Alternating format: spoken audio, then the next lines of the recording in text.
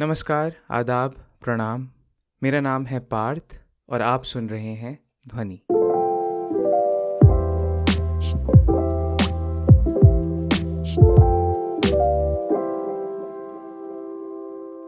आपका बहुत बहुत शुक्रिया मेरे इस प्रयास को अपना समय देने के लिए। पॉडकास्टिंग का ये मेरा पहला अटेम्प्ट है, तो रास्ते में थोड़ी गलतियां होंगी, थोड़े एक्सपेरिमेंट्स होंगे, पर यह तो है कि इन सबसे सीखने को ज़रूर मिलेगा। तो आप सभी श्रोताओं का फिर से बहुत बहुत धन्यवाद मुझे सपोर्ट करने के लिए।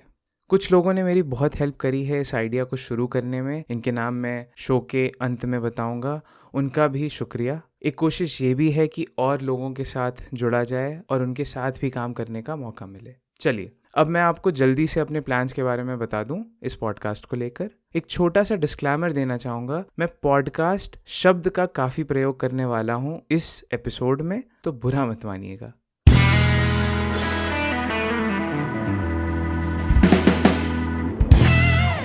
अच्छा, तो पहले बात करते हैं फॉर्मेट की। एपिसोड्स दोनों हिंदी और इंग्लिश में होंगे, अलग अलग। इंग्लिश के एपिसोड्स पूरे इंग्लिश में होंगे, पर हिंदी वाले हिंग्लिश जैसे कुछ होंगे, क्योंकि आजकल हम वैसे ही बात करते हैं। एक एपिसोड रिलीज होगा हफ्ते की हर बुधवार को, वेंसडे, किसी एक भाषा में। अगर मुझसे ये अपने बलबूते पे हो पाया समय रहते हुए, तो उसी विषय पे दूसरी भाषा में एपिसोड रिलीज करने की कोशिश रहेगी वीकेंड पे, सैटरडे या संडे जैसा कुछ। जो लोग मेरे जैसे हैं, जो दोनों भाषाओं को समझ सकते हैं, उनसे मेरा निवेदन ये है कि कोशिश करके दोनों एपिसोड्स को सुने, क्योंकि मैं गूगल ट्रांसलेट नहीं कर रहा हूँ। दोनों की स्क्रिप्ट अलग लिखूंगा, तो शायद कुछ इंटरेस्टिंग डिफरेंसेस मिल जाएं आपको। हर ऑल्टरनेट एपिसोड होगा एक संवाद, एक डिस्कशन कुछ गेस्ट्स के साथ, जो उनके तजुर्बों पर, उनकी सोच पर एक चर्चा होगी किसी एक विषय पे। इस चर्चा के वीडियोस में थोड़े वक्त में यूट्यूब पे भी डालूंगा, तो वो भी आप देख सकते हैं आगे चल के। मोटा मोटा ये स्केड्यूल रहेगा मेरा, जिसको मैं पूरी कोशिश करूंगा फॉलो करने का। अब क्या है कि ये सारा काम मैं अकेले करने वाला हूँ, तो शायद कभी डीले हो जाए थोड़े बहुत, और जो भी गलतियां होने वाली हैं उनके लिए अभी से क्षमा। सीखते सीखते होपफुली बेटर हो जाएगा।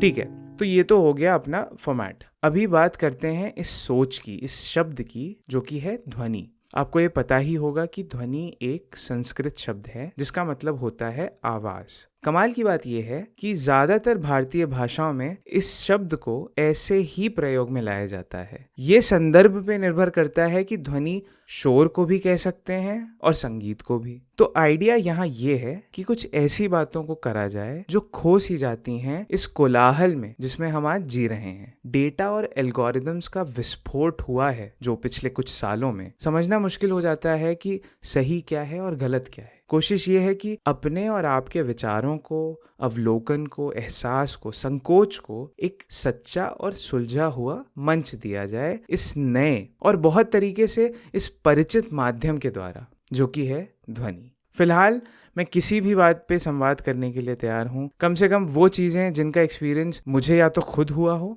या तो मेरी उसमें कोई जिज्ञासा हो। आपके फीडबैक का बहुत इंपॉर्टेंट रोल है यहाँ, क्योंकि उसी से पता चलेगा कि आपको भी इन बातों में कोई रुचि है या नहीं, बोरिंग है या उनसे आपको कोई फायदा मिल रहा है, जो भी आपको महसूस हो। मेरी एक बहुत अच्छी दोस्त ने मुझे इस सीजन का नाम रखने को बोला है सोचो, क्योंकि हो सकता है इसको सुनने के बाद आप उस बारे में सोचें, अगर आपने ना सोचा हो पहले। तो मेरी आपसे ये गुजारिश है कि अपने विचार, शिकायतें, अपनी सलाह मुझे ज़रूर बताएं। इसका सारा विवरण आपको इस एपिसोड के शो नोट्स में मिल जाएगा, और मैं एपिसोड के अंत में भी ये सारी डिटेल्स बताऊंगा।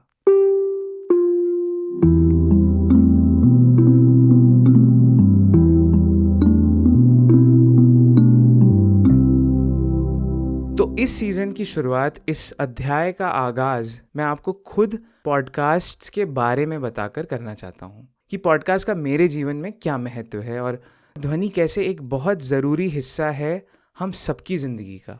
तो मैं उस पीढ़ी का हूँ जिसमें रेडियो था मेरे घर पे। जहाँ तक बचपन में मेरी सोच जा पाती है, मुझे याद है स्कूल वाली हर सुबह को मैं FM रेडियो पे भजन सुनकर ही उठता था।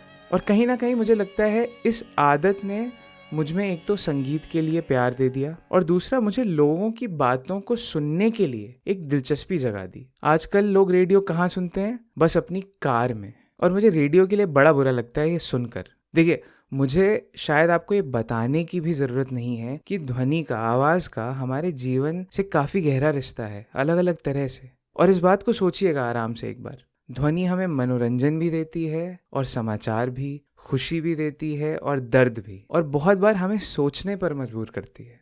एक तरीके से अगर देखा जाए या फिर कहें कि सुना जाए तो पॉडकास्ट बस वो रेडियो है जिस पे आप जो कुछ भी सुनना चाहते हैं उसका नियंत्रण आज आपके पास है। दूसरी चीज़ ये है, अपनी ही बात करूंगा फिर से, अगर मैं YouTube पे वीडियो देखने की तुलना करूं उसी विषय पे एक पॉडकास्ट सुनने से, तो पॉडकास्ट सुनने में वीडियो देखने से कम प्रयास लगता है, क्योंकि जाहिर है आपको एक सेंस कम लगाना पड़ता है। और अगर सोचिए तो किताब पढ़ने में भी ध्यान पूरा लगाना पड़ता है। तभी ऑडिबल जैसी सर्विसेज बहुत ग्रो कर रही हैं आज की तारीख में, जो किताबों को ऑडियो फॉर्म में कन्वर्ट कर देती हैं।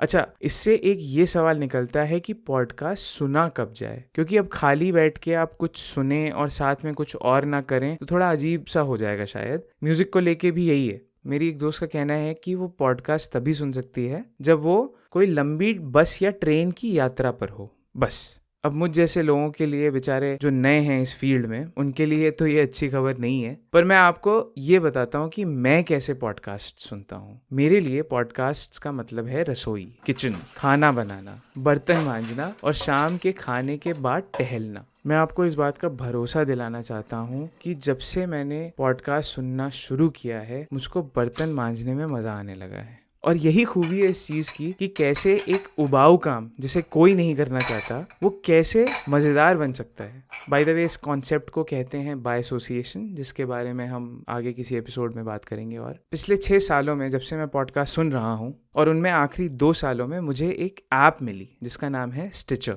और तब से मैं पागलों की तरह पॉडकास्ट सुन रहा हूँ। इस एपिसोड को स्टिचर ने स्पॉन्सर नहीं किया है, पर यह बात बिल्कुल सच है कि इस ऐप की वजह से मेरा पॉडकास्ट के प्रति प्यार और ज़्यादा हो गया है। और इससे बड़े बड़े जो नाम हैं, जैसे एप्पल पॉडकास्ट, जिसको दुनिया की सबसे बड़ी पॉडकास्ट डायरेक्टरी माना जाता है, गूगल पॉडकास्ट और अब स्पॉटिफाई भी यही काम कर रहे हैं, बल्कि शायद और बेहतर यूज़र एक्सपीरियंस देने का प्रयास कर रहे हैं।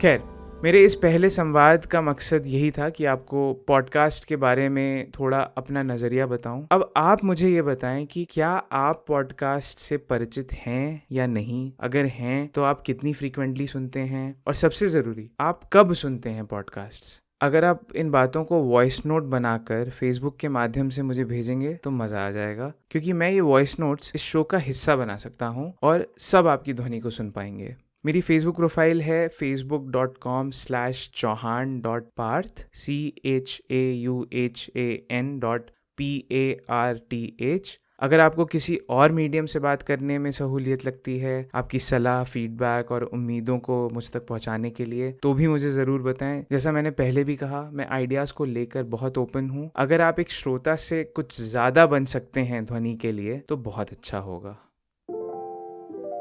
अभी तक साथ निभाने के लिए आपका धन्यवाद।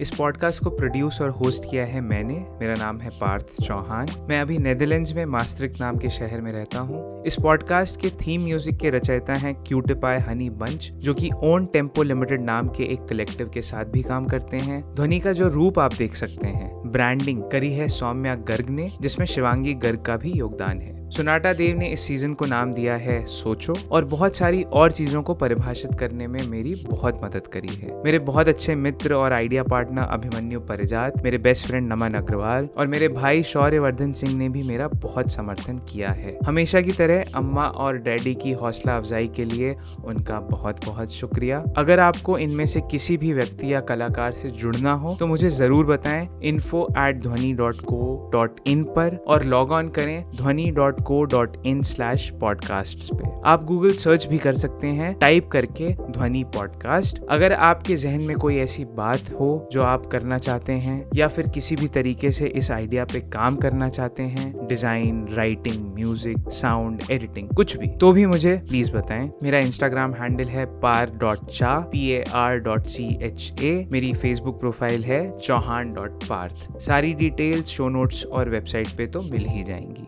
ये पॉडकास्ट पॉडकास्ट हर मेजर प्लेटफॉर्म पे उपलब्ध है, जैसे कि स्पॉटिफाई, स्टिचर, गूगल पॉडकास्ट और हर उस मीडियम पे भी जहां आप पॉडकास्ट सुनते हो। आपसे निवेदन है कि प्लीज इस पॉडकास्ट को सब्सक्राइब या फॉलो करें और ज्यादा से ज्यादा रेटिंग दें अगर आपने जो सुना वो आपको अच्छा लगा हो तो। आपके सहयोग की बहुत जरूरत है। शुक्रिया, धन्यवाद, आभार। अगली बार फिर मिलेंगे, तब तक के लिए अलविदा, जय हिंद।